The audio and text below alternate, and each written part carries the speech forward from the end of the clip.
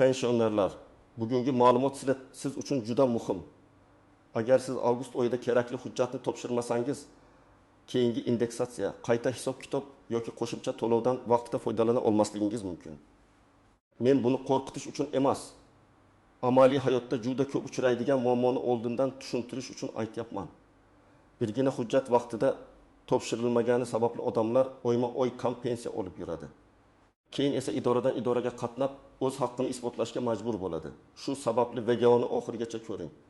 Agar oilangizda pensioner bo'lsa, ota-onangiz, buvingiz, bobongiz nogironlik pensiyasi yoki boquvchisini yo'qotganlik pensiyasi olayotgan yaqinlaringiz bo'lsa, bu ma'lumot ularga ham tegishli bo'lishi mumkin. Hozir kanalga obuna bo'ling, like bosib qo'ying. Chunki bunday ogohlantirishlar vaqtida yetib borsa, odamlar pulni yo'qotmaydi. Men avvalo eng asosiy narsani sodda qilib tushuntiraman. Pensiya miqdori bir marta tayinlanib, keyin butun umr o'zgarmay qoladigan pul emas.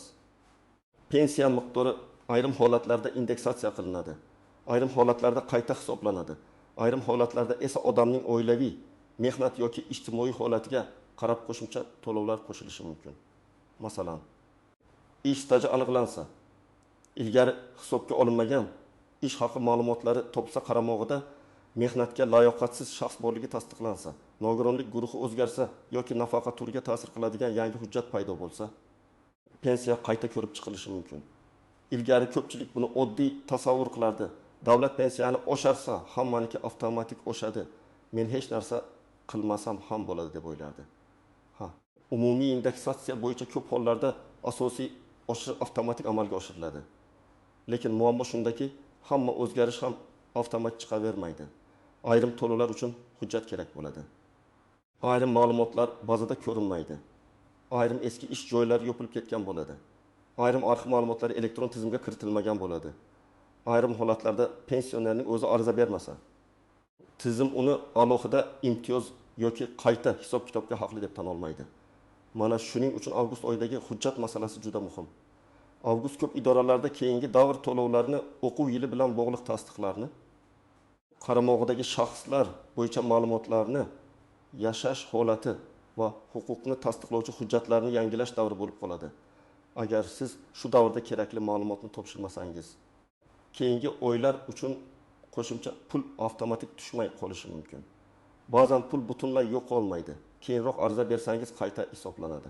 Lekin ba'zan kechikish sababli to'lov faqat murojaat qilingan oydan boshlab belgilanadi. Eng alam qiladigan ham shu, odam huquqi bor, lekin hujjat vaqtida topshirilmagani uchun amalda kam pul oladi. Men ko'p pensionerlar bilan suhbatda bitta fikrni eshitaman. Oldin mahalla bilardi, sobes bilardi, hammasi o'zi yurardi. Haqiqatan ham ilgari ko'p jarayonlar qog'ozda, mahalla ma'lumotnomasi, ish joyidan spravka, o'quv joyidan tasdiqnoma bilan yuritilgan. Odam idoraga borardi, mas'ul xodim papkani ochib ko'rardi, yetishmagan hujjatni aytardi. Bu tizimning kamchiligi ko'p edi, lekin odam kamida kimga murojaat qilishini bilardi. Hozir esa jarayonlarning katta qismi elektronlashyapti. Bu yaxshi tomoni bilan qulay, ayrim ma'lumotlar avtomatik tekshiriladi, navbatlar kamaydi, hujjat so'rash kamroq bo'ladi. Lekin elektronlashuvning yana bir tomoni bor. Tizimda ko'rinmagan narsa ko'pincha mavjud emasdek qabul qilinadi. Sizning eski ish stajingiz arxivda bor, lekin bazada yo'q bo'lsa, tizim uni ko'rmasligi mumkin. Farzandingiz o'qiyotgan bo'lsa, lekin o'quv joyidan tasdiq yangilanmagan bo'lsa, qaramog'idagi shaxs sifatida hisobga olinmasligi mumkin. Nogironlik bo'yicha hujjat muddat tugagan bo'lsa, ya'ni kiritilmagan bo'lsa, qo'shimcha to'lov to'xtab qolishi mumkin. Masalan, pensioner onaxonning pensiyasiga qaramog'ida kunduzgi bo'limda o'qiyotgan farzandi borligi uchun qo'shimcha hisoblangan bo'lsin. Farzand iyulda 1-kursni tugatdi. Avgustda esa keyingi o'quv yili uchun talabalik holatini tasdiqlovchi hujjat kerak bo'ldi. Agar bu tasdiq vaqtida topshirilmasa, sentyabrdan qo'shimcha hisob-kitob to'xtashi mumkin. Keyin onaxon oktyabrda borib hujjat topshiradi. Lekin 2 oy davomida kam pul olgan bo'ladi. Ayrim holatda farq qaytarilishi mumkin. Ayrim holatda esa qachondan ariza berganga qarab belgilanadi. Shuning uchun men doim aytaman, huquq borligi yetarli emas. Huquqni tasdiqlovchi hujjat ham vaqtida bo'lishi kerak. Yana bir misol. Bir erkak pensioner 1990-yillarda zavodda ishlagan, lekin pensiya tayinlanganda o'sha yillardagi ish haqi to'liq topilmagan. Keyin arxivdan ma'lumot chiqdi. Agar u bu hujjatni topshirsa, pensiyasi qayta hisoblanishi mumkin. Lekin u hujjatni olib uyda saqlab qo'ysa, pensiya jamg'armasi bu ma'lumotni o'zi bilmaydi. Avgustda qabul qilinayotgan qayta ko'rib chiqish jarayoniga ulgurmasa, keyingi indeksatsiya uning eski, pastroq bazaviy pensiya miqdoriga nisbatan qo'llanishi mumkin. Natijada oshish bor, lekin odam olishi mumkin bo'lgan darajadan kamroq oladi. Men birinchi navbatda ishlagan yillari to'liq hisobga olinmagan pensionerlarga e'tibor qarataman. Agar siz pensiyaga chiqqaningizda ayrim ish joylaringiz bo'yicha hujjat topilmagan bo'lsa, mehnat daftarchasida yozuv bor. Lekin ish haqi haqida ma'lumot bo'lmasa, korxona tugatilgan bo'lsa, arxivdan spravka olish kerak bo'lgan bo'lsa, bu masalaga beparvo bo'lmang. Pensiya miqdorining eng muhim qismlaridan biri staj va hisobga olingan daromadga bog'liq. Ba'zan bitta eski spravka pensiyani oyiga 100 ming, 200 ming, hatto undan ko'proqqa oshirishi mumkin. Bu bir oy uchun kichik ko'rinishi mumkin, lekin bir yilga ko'paytirsangiz sezilarli pul bo'ladi. Ikkinchi guruh qaramog'ida mehnatga layoqatsiz shaxslar bo'lgan pensionerlar. Masalan, pensionerning qaramog'ida voyaga yetmagan bola, nogironligi bo'lgan oila a'zosi yoki kunduzgi ta'limda o'qiyotgan farzand bo'lishi mumkin. Bunday holatlarda qo'shimcha to'lovlar yoki hisob-kitobga ta'sir qiladigan me'yorlar bor. Lekin bu avtomatik ravishda har doim davom etavermaydi. Farzand umumdagi yoshga to'lganda, o'qishga kirganda, o'qishni davom ettirganda, akademik ta'til olganda yoki o'qishdan chetlatilganda ma'lumot yangilanishi kerak bo'ladi. Avgust aynan o'quv yili boshlanishidan oldingi davr bo'lgani uchun talabalikni tasdiqlovchi hujjatni kechiktirmaslik zarur. Uchinchi guruh nogironlik pensiyasi yoki nogironlik bo'yicha qo'shimcha to'lov olayotganlar. Nogironlik muddatsiz belgilangan bo'lsa, vaziyat boshqa. Lekin muddatli belgilangan bo'lsa, tibbiy ijtimoiy ekspertiza xulosasi yangilanmasa, tizimda uzilish paydo bo'lishi mumkin. Masalan, xulosa 1 avgustgacha amal qiladi.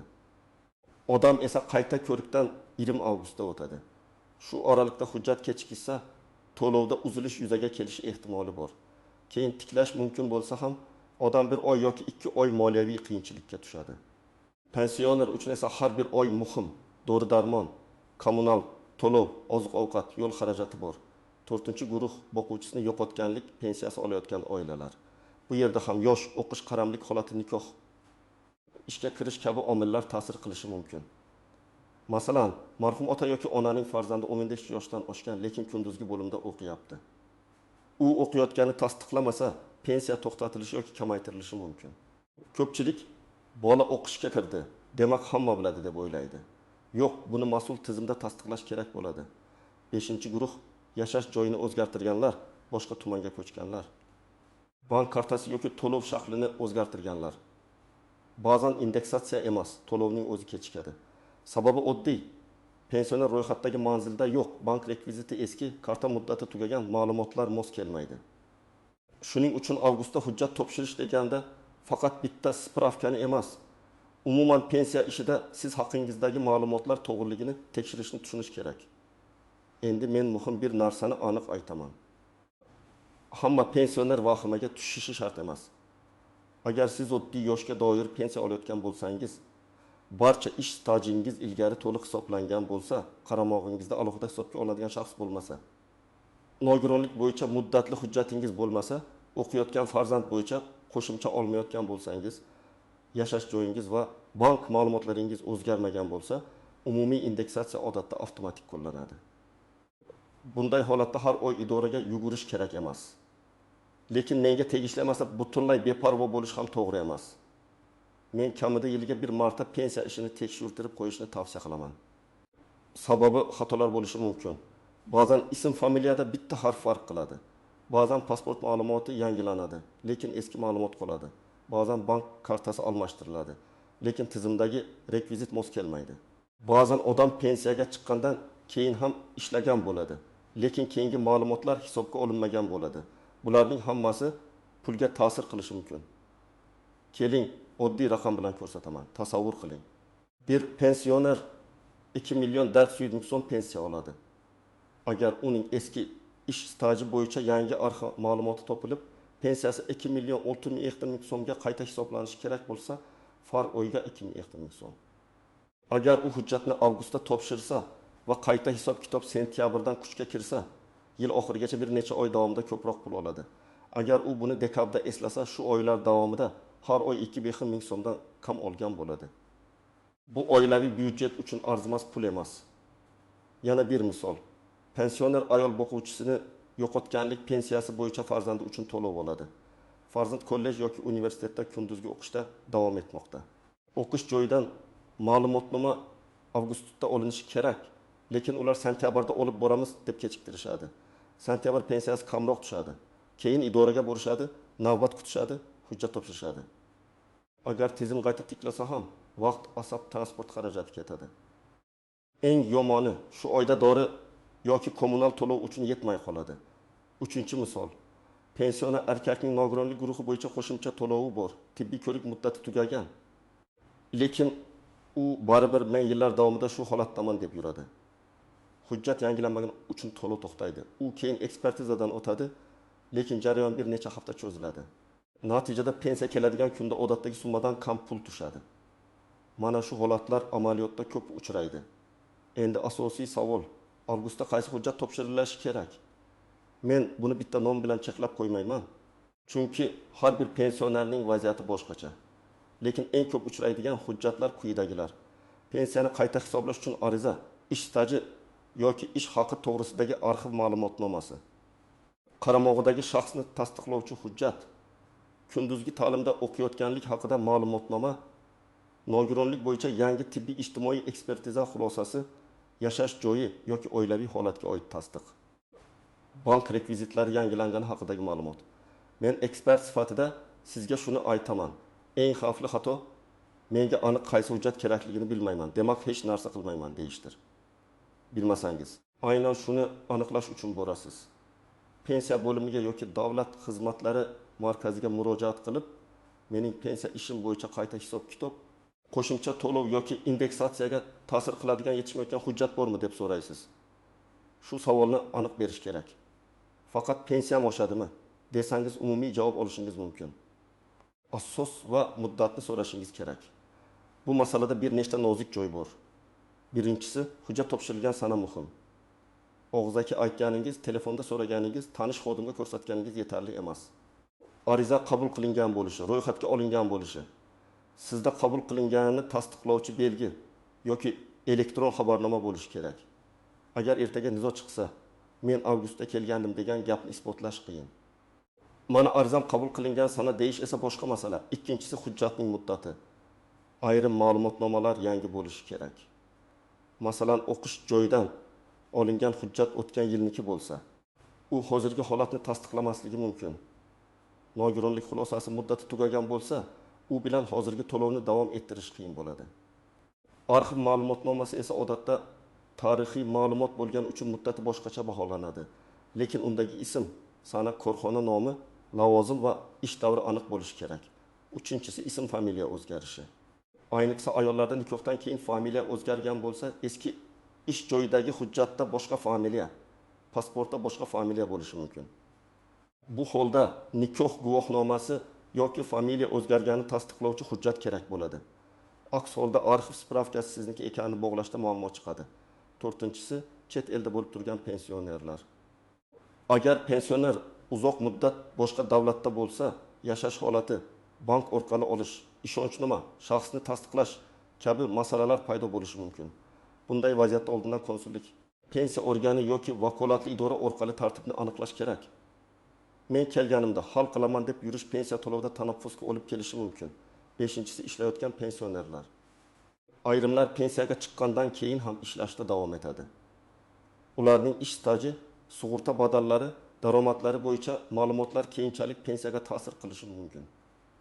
Lekin bu ham har doim o'z-o'zidan maksimal darajada hisoblanadi degani emas. Ish joyi ma'lumotlarini to'g'ri topshirganmi? Mehnat shartnomasi rasmiy bo'lganmi? Badallar aks etganmi? Bularni tekshirish kerak. Endi nima qilish kerakligini aniq aytaman. Birinchi qadam, o'zingizning vaziyatingizni yozib chiqing. Qaysi turdagi pensiya olasiz? Yoshga doirmi, nogironlikmi, o'quvchisini yo'qotganlikmi? Qaramog'ingizda kimdir bormi? O'qiyotgan farzandingiz bormi? Eski ish stajingiz bo'yicha topilmagan hujjatlar bormi? So'nggi bir yilda pasport, manzil, bank kartasi, familiya, oilaviy holat o'zgardimi? Shu savollarga javob bersangiz, sizda xavf bor yo'qligi ancha aniqlashadi. Ikkinchi qadam, hujjatlarni yig'ing. Pasport yoki ID karta, pensiya guvohnomasi bo'lsa, mehnat daftarchasi, arxiv ma'lumotnomalari, ish haqi haqidagi spravkalar. O'qish joyidan ma'lumotnoma, nogironlik bo'yicha xulosa, nikoh yoki tug'ilganlik guvohnomalari, bank rekvizitlari, ishonchnoma kerak bo'lishi mumkin. Hamma hujjatning aslini va nusxasini tayyorlab qo'yish foydali. Elektron shaklda bo'lsa, telefoningizda yoki fleshkada saqlang, lekin qog'oz nusxani ham olib boring. Uchinchi qadam, pensiya bo'limiga yoki davlat xizmatlari markaziga boring. Ariza berayotganda jumlani aniq yozing.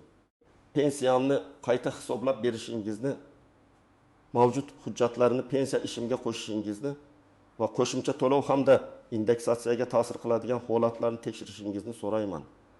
Agar gap talabalik haqida bo'lsa, qaramog'imdagi farzandim kunduzgi ta'limda o'qiyotganini hisobga olishingizni so'rayman deb yozasiz. Agar gap arxiv ma'lumotda bo'lsa, falon yillardagi ish staji va ish haqi haqidagi ma'lumotnomani pensiya hisob kitobiga kiritishingizni so'rayman deb yozasiz. 4-qadam, ariza qabul qilinganini tasdiqlatib oling. Bu juda muhim. Qog'oz ariza topshirsangiz, nusxasiga kirim raqami, sana va qabul qilgan xodim belgisi qo'yilganiga e'tibor bering. Elektron topshirsangiz, ariza raqamini saqlab qo'ying. Telefoningizga kelgan SMS yoki elektron xabarnomani o'chirib yubormang.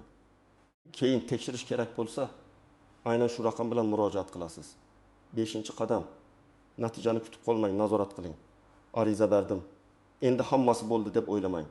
Belgilangan muddat o'tgach javobni so'rang. Pensiya miqdori qachondan o'zgaradi? Qayta hisob kitob qaysi davrdan amalga oshiriladi? Qo'shimcha to'lov kiritildimi? Rad etilgan bo'lsa, sababi nima? Yozma javob bormi? Mana shu savollarni bering. Rad javobi og'zaki bo'lsa, yozma javob so'rashga haqlisiz. Yozma javob bo'lsa, keyingi bosqichda shikoyat qilish yoki qo'shimcha hujjat topshirish osonlashadi. 6-qadam, hujjatlaringizni uyda tartibli saqlang. Men pensionerlarga alohida papka qilishni maslahat beraman. Unda pasport nusxasi, pensiya bo'yicha arizalar, javob xatlari, arxiv spravkalari, tibbiy xulosalar, o'qish ma'lumotnomalari, bank hujjatlari alohida turadi. Har safar idoraga borganda hammasini qaytadan qidirib yurmaslik uchun bu juda qulay. Birinchi xato, qo'shnining gapiga ishonish. Menga hech narsa kerak bo'lmadi, sizga ham kerak emas degan maslahat xavfli. Har bir pensiya ishi alohida. Qo'shningizda qaramog'idagi talaba bo'lmasligi mumkin, sizda bor. Ularning staji to'liq hisoblangan bo'lishi mumkin. Sizda arxiv hujjati yetishmaydi. Shuning uchun o'z holatingiz bo'yicha rasmiy javob oling. Ikkinchi xato, hujjatni uyda saqlab yurish. Odamlar ko'pincha arxivdan spravka oladi, keyin kerak bo'lsa olib boraman deb papkaga solib qo'yadi. Kerak bo'ladigan vaqt esa aynan hozir bo'lishi mumkin. Hujjat idoraga topshirilmaguncha pensiya hisob kitobiga ta'sir qilmaydi. 3-xato, muddatni o'tkazib yuborish. Avgustda topshirilishi kerak bo'lgan tasdiqni sentyabr, oktyabrga qoldirish to'lovda uzilish yoki kechikishga sabab bo'ladi. Ayniqsa o'qish, nogironlik muddati, qaramlik holati bo'yicha hujjatlarda buni jiddiy qabul qiling. 4-xato, ariza nusxasini olmaslik. Men buni alohida takrorlayman, chunki amaliyotda eng ko'p muammo shu yerdan chiqadi. Ariza topshirdingizmi, demak iz qolsin. Sana, raqam, qabul qilinganlik tasdig'i bo'lsin. 5-xato, pensiya miqdorini tekshirmaslik. Pul kartaga tushadi. Odam esa faqat umumiy summani ko'radi. O'tgan oy qancha edi, bu oy qancha bo'ldi, oshish qanchaga bo'ldi, qo'shimcha kirdimi? Ushlab qolish bormi? Bularni yozib boring. Oddiy daftar tuting. Har oy pensiya tushgan sana va summani yozsangiz, xatoni tez sezasiz. Men bugun sizga bitta asosiy fikrni yetkazmoqchiman. Pensiya bo'yicha huquqingiz bo'lsa, uni hujjat bilan vaqtida tasdiqlang. Avgust oyida topshirilishi kerak bo'lgan hujjatni kechiktirsangiz, indeksatsiya, qayta hisob kitob yoki qo'shimcha to'lovsiz kutgan tarzda qo'llanmasligi mumkin. Hamma pensiyaga bir xil xavf ostida emas. Lekin qaramog'ida talaba yoki mehnatga layoqatsiz shaxs borlar. Nogironlik hujjati muddati tugayotganlar, eski ish staji bo'yicha arxiv ma'lumoti topganlar, o'quvchisini yo'qotganlik pensiyasi olayotganlar va ma'lumotlari o'zgarganlar albatta tekshirish kerak. Bugun hujjatlaringizni ko'rib chiqing. Kerak bo'lsa pensiya bo'limi yoki davlat xizmatlari markaziga murojaat qiling. Arizangizni ro'yxatdan o'tkazing va tasdiqni saqlab qo'ying. Bu ish 1-2 soat vaqt olishi mumkin, lekin oyma-oy pensiyangiz to'g'ri hisoblanishi uchun juda muhim. Izohlarda yozing, sizda pensiya indeksatsiyasi, qayta hisob-kitob yoki hujjat topshirish bilan bog'liq muammo bo'lganmi? Qaysi hujjatni so'rashdi? Qancha vaqt ichida hal bo'ldi? Tajribangiz boshqalarga yordam beradi. Videoni like bilan qo'llab-quvvatlang, kanalga obuna bo'ling va bu ma'lumotni ota-onangiz, qarindoshlaringiz, qo'shnilaringizga ham yuboring. Pensionerlar o'z haqqini vaqtida olish uchun bunday ogohlantirishlar imkon qadar ko'proq odamga yetib borishi kerak.